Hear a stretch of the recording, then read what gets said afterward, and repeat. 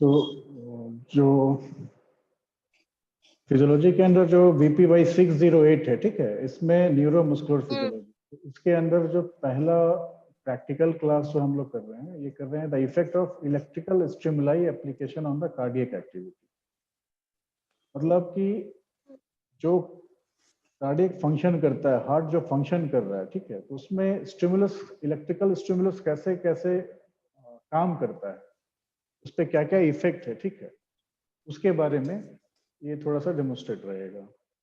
तो जैसे प्रिंसिपल इसका देख सकते हो कि the mechanical activity of the heart, that is also known as the cardiac revolution और द कार्डियक साइकिल, ठीक है, that is composed by the rhythmical succession of distinct phases, मतलब सिस्टोल और डायस्टोल। तो जब एक कंप्लीट सिस्टोल और diastole होती है तो मतलब एक कार्डियक साइकिल कंप्लीट होती है, या फिर उसको हम कार्डियक रिवोल्यूशन भी कहते हैं, ठीक है। सिस्टोल का मतलब हो गया कॉन्ट्रैक्शन ऑफ कार्डियक मसल, ठीक है, और डायस्टोल मतलब रिलैक्सेशन हो गया, ठीक है। तो बेसिक है कि the excitability of the cardiac muscle is proven to be variable, this quality of the myocardium having a cycle evolution and following the phases of the cardiac revolution. ये Marey's law पढ़ा होगा आपने UG में, ठीक है, बिल्कुल उसी पर है कि जो कार्डियक मसल है वो कैसे एक्साइट होती है, मतलब how they contract and how they relax. तो इस चीज को डेमोन्स्ट्रेशन पॉइंट ऑफ व्यू से कोशिश किया जा रहा है, ठीक है, तो आपको प्रैक्टिकल एस्पेक्ट बताने के लिए। तो बेसिकली सिस्टोल में क्या होता है, जो मायोकार्डियम होता है वो अनएक्साइटेबल होता है, मतलब रेस्टिंग पोजीशन में रहता है, ठीक है, उसको एक्साइट करना है। और डायस्टोल में जो कार्डियक स्टेबिलिटी होता है वो अपने मतलब थ्रेशोल्ड पे पहुंच जाती है, ऑप्टिमम पे, ठीक है, मतलब पीक पे, हाईएस्ट लेवल पे रहती है। तो ये जो बेसिक डिफरेंस है, सिस्टोल जो इसमें आगे जब देखोगे प्रैक्टिकल एस्पेक्ट में, तो वहां एक ग्राफ बनते हुए दिखेगा। तो ग्राफ कहने मतलब एक क्रेस्ट होता है, एक ट्रफ होता है, ऊपर वाला जो पार्ट होता है उसको क्रेस्ट बोलते हैं, ठीक है, मतलब कि जो मसल्स है वो मतलब जो इलेक्ट्रिकल स्टिमुलस या कोई भी स्टिमुलस जो मिल रही है, अगर उसको थ्रेशोल्ड तक कंप्लीट मिल रही है, that means it will show the crest part. और जब ट्रफ आता है इसका मतलब वो बिल्कुल रेस्टिंग पोजीशन या उससे फिर नीचे चले जाती है, बिल्कुल जब रिलैक्स पोजीशन में आ जाती है। तो ये ऑब्जेक्टिव जो इस प्रैक्टिकल का हो गया, that is to demonstrate the different phases of cardiac cycle of the frog heart and the evolution of its excitability by using the graphical method, ठीक, ग्राफ के थ्रू कोशिश किया जाएगा बताने की। तो दिस इज द प्रिंसिपल, ठीक है, प्रिंसिपल है the phases of the cardiac cycle of the frog heart are recorded on a graphical surface and the effect of electrical stimuli on the heart is determined. जो हम लोग पहले तुम लोगों के से क्या हम लोगों के समय के आसपास में ये बंद हो चुका था, क्योंकि इसको अनएथिकल बता दिया गया। तो इसी को डेमोन्स्ट्रेशन पॉइंट ऑफ व्यू से बताया गया है कि जो कार्डियक साइकिल का अलग अलग फेज है, इसमें जो हम लोग स्टिमुलस के बाद जो ग्राफ रिलीज होती है ना, उसको आइडेंटिफाई करते हैं और उसको रिकॉर्ड करते हैं। तो जो रिकॉर्डिंग होती है वो होती है consist of two moments. The very first thing is the graphical recording of the normal mechanical activity of the heart, ठीक है, हार्ट के नॉर्मल जो मैकेनिकल जो एक्टिविटी होती है उसको रिकॉर्ड करता है, और दूसरा करता है इलेक्ट्रिकल स्टिमुलाई, मतलब जो मैकेनिकल एक्टिविटी है वो कब चेंज होती है, जब उस पर कुछ इलेक्ट्रिकल स्टिमुलस का इफेक्ट होता है, तो उस चीज को हम लोग चेक करते हैं। तो ये होती है पहले सिस्टोल से और दूसरी होती है डायस्टोल से, मतलब जब एक बार कार्डियक मसल कॉन्ट्रैक्ट हुआ और दूसरी बार जब रिलैक्स हुआ।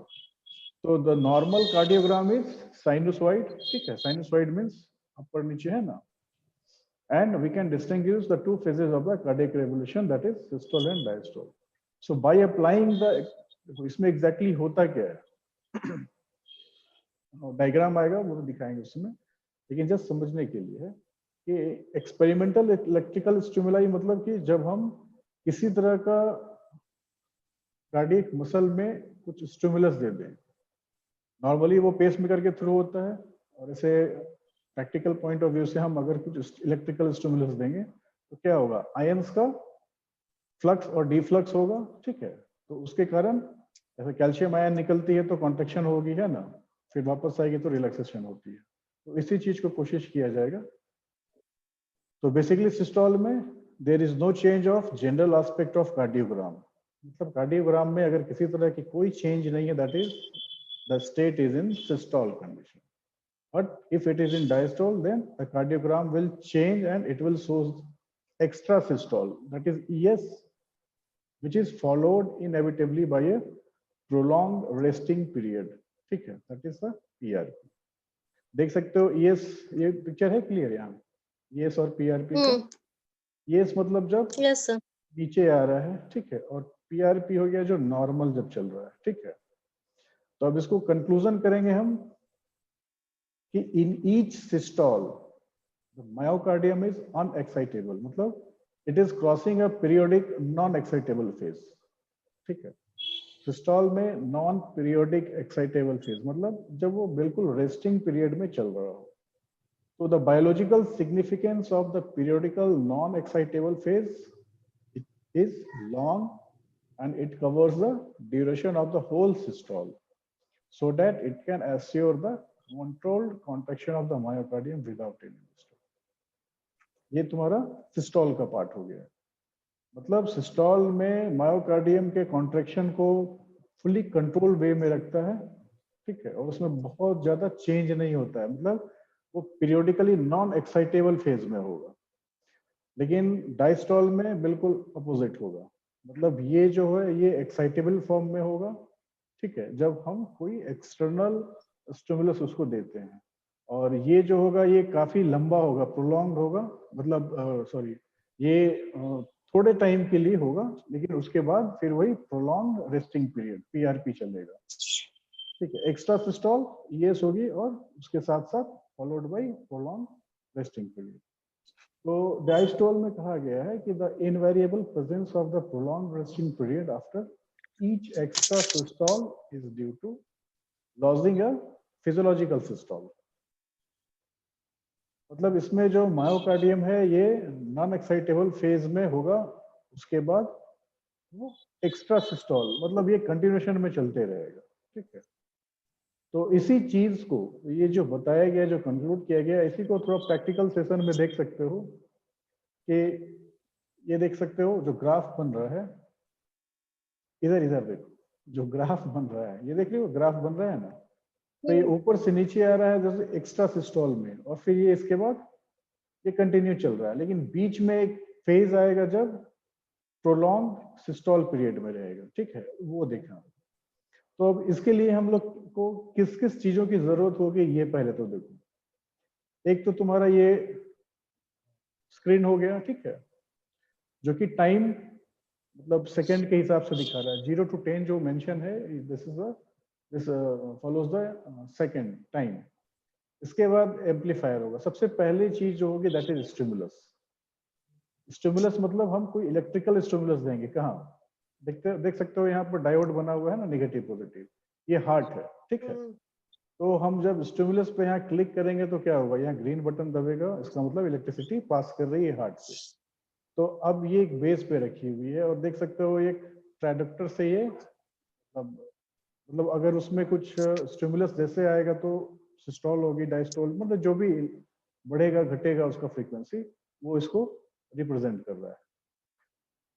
अब यहाँ रिंगर सॉल्यूशन दिया हुआ है 23 डिग्री सेल्सियस पे, देख रहे हो यहाँ ड्रॉप ड्रॉप कुछ गिर रहा है, देखो ग्रीन या ब्लू, ये रिंगर सॉल्यूशन है, ये 23 डिग्री सेल्सियस पर है, ये इस पे ड्रॉप ड्रॉप गिर रहा है, so that to maintain the electrical polarisation, ठीक है। अब ये ट्रांडक्टर जो है यहाँ से इसको ये मेंटेन किया हुआ है, हार्ट को या मसल्स को बोलो, कार्डियक मसल्स को। फिर जो यहाँ से इलेक्ट्रिकल स्टिमुलस जाएगी तो ये क्या होगा, एम्पलीफायर में जाएगा।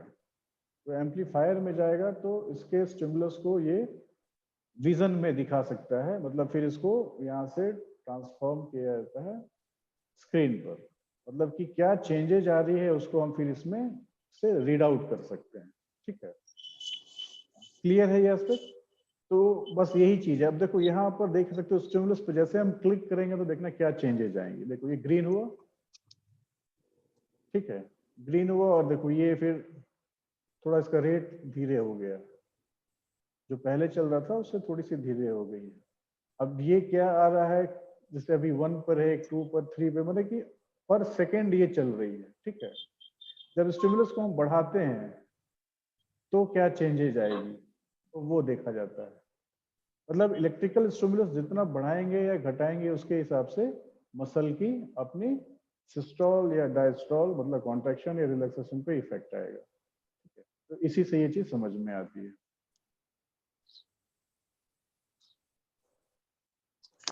ठीक है। तो तुम्हारी ये जो है मतलब this will represent the whole thing regarding the systole and diastole.